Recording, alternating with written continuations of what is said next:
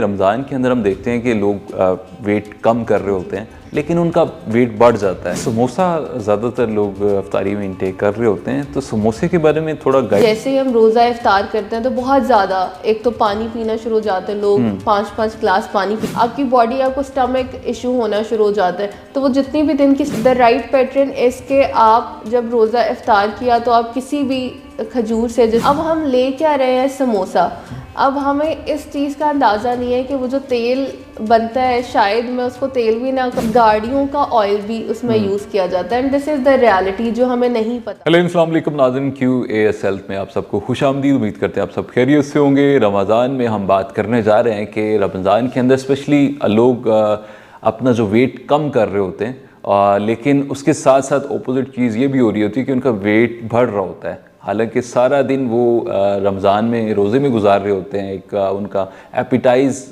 Situation में गुजर रहे होते हैं, लेकिन अल्टीमेटली फिर जब वो रफ्तारी की तरफ जाते हैं, क्या वो ऐसी चीज़ें खाते हैं जिसकी वजह से उनका पेट या उनका जो वेट है वो बढ़ना शुरू हो जाता है। इस मौजूद में बात करने के लिए मसल मौजूद है अबीरा सलीम। थोड़ा सा ये बताएं कि रमज़ान के अंदर हम देखते हैं कि लोग वेट कम कर रहे होते हैं लेकिन उनका वेट बढ़ जाता है। क्या वजह समझती हैं कि खुराक में क्या इस तरह की चीज़ें वो गेन कर लेते हैं, टेक कर लेते हैं? अच्छा, ऐसे कि जैसे रमज़ान में अगर हम बात करें तो सारा दिन तो हमें पता है कि हम भूखे रहते हैं, स्टार्विंग कंडीशन में रहते हैं, लेकिन ऐसा होता है कि रॉन्ग पैटर्न की वजह से या रॉन्ग सर्विंग जो हमारी होती है, कि जैसे ही हम रोज़ा इफ्तार करते हैं तो बहुत ज़्यादा एक तो पानी पीना शुरू हो जाते हैं लोग, 5-5 ग्लास पानी पी लेते हैं।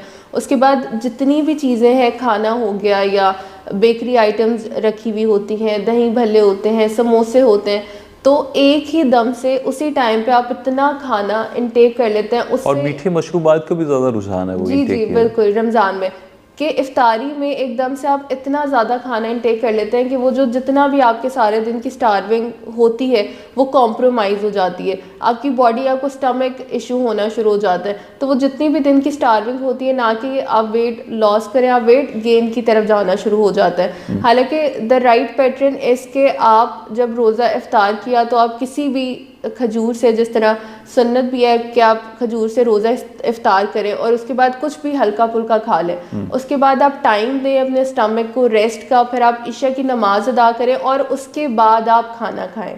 ये है राइट पैटर्न, क्योंकि रॉन्ग पैटर्न की वजह से एक तो आपकी हेल्थ कॉम्प्रोमाइज़ होती है, एकदम से जब आप अपने खाली स्टमक को इतनी सॉल्टी और इतनी स्पाइसी चीज़ें और इतने मीठे मशरूबात, तो वो डिफरेंट कॉम्प्लिकेशंस आपके स्टमक के अंदर होना शुरू हो जाती हैं। अच्छा, क्या मशवरा देना चाहेंगी वो माएँ जो किचन में होती हैं और किचन में अपने बच्चों को और अपने मियाँ को और पूरी फैमिली को वो खुराक दे रही होती हैं, तो मशवरा तो उनको देना चाहिए ख़वातीन के हवाले से, तो वो ज़्यादा आप उनको गाइड कर सकती हैं कि किचन में क्या ऐसी चीज़ें पकानी चाहिए कि वो पूरी फैमिली हेल्दी भी रहे और फिट भी रहे? जी, जैसे कि हम जो तली हुई चीज़ें उसकी तरफ बहुत ज़्यादा रुझान है, और यहाँ पे जितना पका के दूसरे घर तक उसकी खुशबू ना जाए तब तक हमें लगता है कि हमारा खाना जो है वो सही तरह से नहीं पका।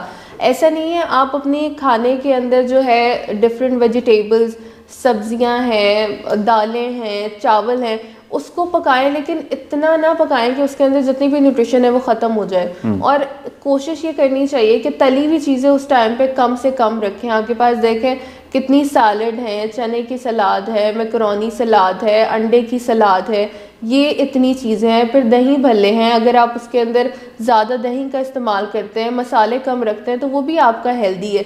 फिर हमारे पास कितने सैंडविचेस हैं, आप बर्गर को कितना हेल्दी तरीके से बना सकते हैं। तो बहुत सारी ऐसी चीज़ें हैं कि आप उनको इस तरफ लेके आएँ, सैलड की तरफ, सलाद की तरफ, चना चाट की तरफ। और जो ड्रिंक्स हैं, हम ट्राई करें कि हम फ्रेश जूस क्यों नहीं पीते उस टाइम पे, फ्रेश जूस का इंटेक करें। तो ये सारी चीज़ें जो आपको हेल्दी रखती हैं। अच्छा, समोसा ज़्यादातर लोग इफ्तारी में इंटेक कर रहे होते हैं, तो समोसे के बारे में थोड़ा गाइड करें, थोड़ा आगाह करें, थोड़ा उनको परेशान करें कि ये कितना आपकी सेहत के लिए ख़तरनाक हो सकता है, स्पेशली जब बाहर बाज़ार का आप लेके आ रहे होते हैं और उसमें जो ऑयल होता है वो बार बार से वो गर्म किया होता है, उसको भी बताएं कि वो कितना आपकी सेहत के लिए ख़तरनाक हो सकता है। एक तो ये है कि सारा दिन हम भूखा रह रहे हैं, हमारी जो बॉडी है उसको एनर्जी की नीड है, उसने जो हम चीज़ खाएंगे उसने उसको एनर्जी में कन्वर्ट करना है। अब हम ले क्या रहे हैं समोसा, अब हमें इस चीज़ का अंदाज़ा नहीं है कि वो जो तेल बनता है, शायद मैं उसको तेल भी ना कहूँ, अगर बहुत सारी आप न्यूज़ पे देखें या रिपोर्ट्स देखें तो वो गाड़ियों का ऑयल भी उसमें यूज़ किया जाता है। And this is the reality जो हमें नहीं पता, और हम वो समोसे बड़े ही मज़े से खा रहे होते हैं। एक तो वो कि वो सारा जो है मैदे से बना हुआ है, और आप खाली पेट को जो है वो मैदा दे रहे हैं, और वो सिर्फ कार्बोहाइड्रेट और शुगर में जाके कन्वर्ट होगा, एनर्जी में कन्वर्ट नहीं होगा। मतलब लोग डायबिटिक पेशेंट हो जाते हैं रोज़ों के दरमियान में। तो ये है कि जो समोसा है, एक तो वो तली हुई चीज़ है, दूसरा उसका तेल जो है वो पेट्रोल में वो उसको किया जाता है, वो तेल भी नहीं होता। तो मेरा ख्याल इतना काफ़ी है ये कह देना कि उसको किस में बनाया जाता है, तो वो इनटेक करना आपकी हेल्थ के लिए बिल्कुल भी अच्छा नहीं है। आपकी हेल्थ के लिए बिल्कुल भी अच्छा नहीं है। अबीरा सलीम हमें आगाह करी थी कि किस तरह से आप हेल्दी रह सकते हैं, अपने वेट बढ़ने से बच सकते हैं। ऐसी कौन सी ग़िज़ाएँ हैं, स्पेशली जो घर में माएँ और बहनें हमारी किचन में चीज़ें बना रही होती हैं, उनको तलकीन कर रही थी कि किस तरह से आप सहरी और अफ्तारी को बेहतर कर सकते हैं। अपने रोज़मर्रा ज़िंदगी में जो चीज़ें हैं उनको अपनी किचन में लाकर अपने हेल्दी खानों में इस्तेमाल कर सकते हैं। तो उम्मीद करते हैं आज का शो आपके लिए बहुत मुफीद साबित होगा। अपने मेज़बान डॉक्टर अरमान को इजाज़त दीजिए। अल्लाह निगहबान।